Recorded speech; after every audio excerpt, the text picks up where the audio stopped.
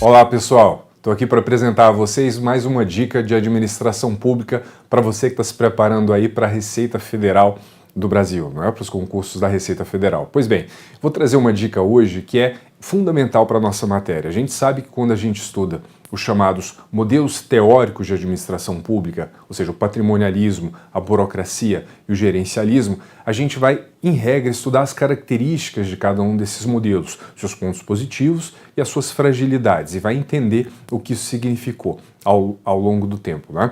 Mas a dica de hoje diz respeito ao significado da introdução desses modelos no processo histórico de evolução do Estado. Por quê, pessoal? A gente vai ver que algumas questões de prova vão questionar você se cada um desses modelos surgiu a partir de um movimento próprio da administração pública e descolado da realidade.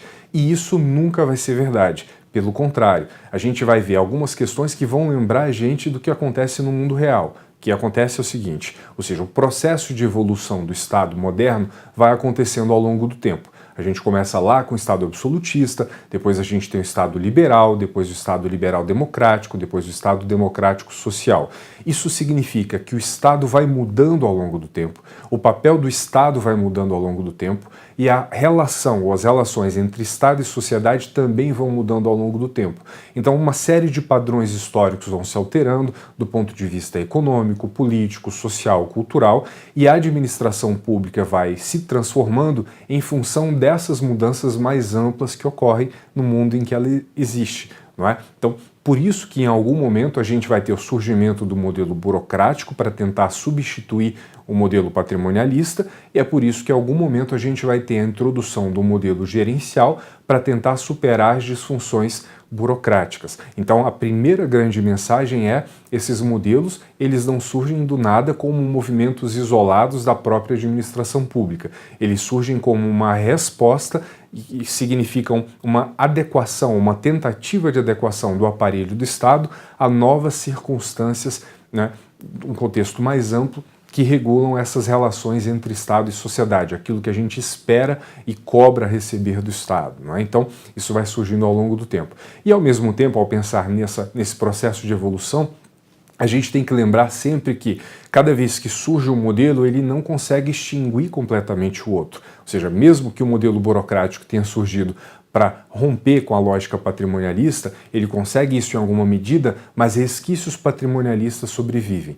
E quando surge o modelo gerencial, ele nem quer acabar totalmente com o modelo burocrático, ele quer manter vários dos bons princípios burocráticos e tenta acabar simplesmente com as disfunções burocráticas. Então, no final das contas, nesse processo de evolução, e esse processo vai por séculos, a gente olha para a administração pública hoje, o que a gente encontra?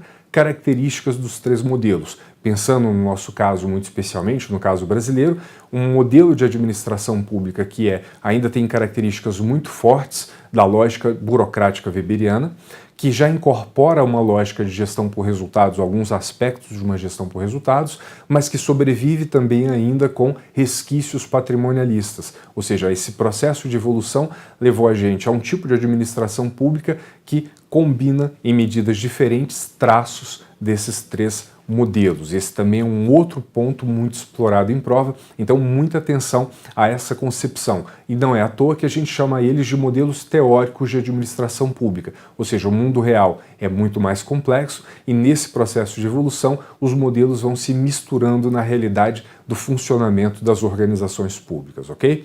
Pessoal, então fiquem com essa primeira dica, ótimos estudos e a gente se vê numa próxima aula.